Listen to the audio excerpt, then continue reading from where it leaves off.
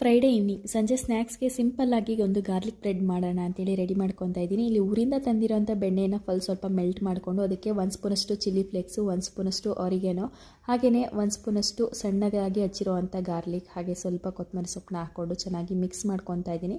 ಈ ಮಿಕ್ಸರ್ ಒಂದು ರೆಡಿ ಆಗಿಬಿಟ್ರೆ ನಮಗೆ ಈಸಿ ಆಗಿರುವಂಥ ಗಾರ್ಲಿಕ್ ಬ್ರೆಡ್ ರೆಡಿ ಆಗಿಬಿಟ್ಟಿರುತ್ತೆ. ಬ್ರೆಡ್ನ ಇಲ್ಲಿ ಬ್ರೌನ್ ಬ್ರೆಡ್ನ ಯೂಸ್ ಮಾಡಿದ್ದೀನಿ. ನೀವು ಬೇಕಿದ್ರೆ ಯಾವುದಾದ್ರೂ ಯೂಸ್ ಮಾಡ್ಕೊಳ್ಳಿ. ಇದೊಂದು ಸ್ವಲ್ಪ ಹೆಲ್ದಿ ವರ್ಷನ್ ಅಂತ ಹೇಳ್ಬಿಟ್ಟು ವೀಟ್ ಬ್ರೆಡ್ ಅಥವಾ ಬ್ರೌನ್ ಬ್ರೆಡ್ ಯಾವುದಾದ್ರೂ ಯೂಸ್ ಮಾಡ್ಕೋಬೋದು.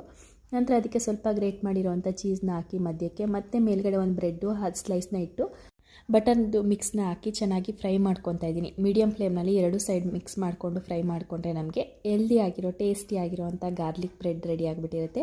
ಒಳಗಡೆ ಚೀಸ್ ಕೂಡ ಹಾಕಿರೋದ್ರಿಂದ ಮಕ್ಳಿಗಂತೂ ತುಂಬಾ ಇಷ್ಟ ಆಗುತ್ತೆ. ಅದ್ರ ಜೊತೆಗೆ ದೊಡ್ಡವ್ರಿಗೂ ಕೂಡ ಒಂದು ಗ್ಲಾಸ್ ಕಾಫಿ ಅಥವಾ ಟೀ ಜೊತೆಗೆ ಸರ್ವ್ ಮಾಡಿದ್ರೆ ಅವ್ರಿಗೂ ಕೂಡ ತುಂಬಾ ಇಷ್ಟ ಆಗುತ್ತೆ. ಇದ್ರದ್ದು ಫುಲ್ ಡೀಟೇಲ್ ವ್ಲಾಗ್ನ ಲಾಂಗ್ ವಿಡಿಯೋನಲ್ಲಿ ಅಪ್ಲೋಡ್ ಮಾಡಿದ್ದೀನಿ. ಇಂಟ್ರೆಸ್ಟ್ ಇರೋರು ಹೋಗಿ ಚೆಕ್ ಮಾಡಿ. ಇದು ಇವತ್ತಿನ ಮಿನಿ ವ್ಲಾಗ್.